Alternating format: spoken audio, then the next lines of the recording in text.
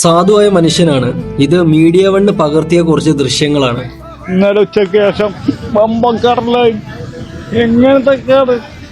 അത് കാരണം മൊത്തം നിർത്തിച്ച കല്ലാണ് അവിടുത്തെ ഈ 3-4 വീട് പൂങ്കാർ ഇത് തന്നെയല്ല ഇവിടുന്ന്.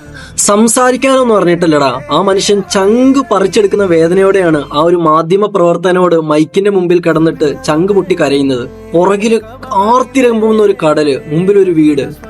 ശരിക്കും പറഞ്ഞിട്ടുണ്ടെങ്കിൽ 2018 പ്രളയത്തിന്റെ ശേഷം ഇവരെയൊക്കെ മാറ്റിപ്പാർപ്പിക്കേണ്ട സമയം കഴിഞ്ഞു ഗവൺമെന്റ്.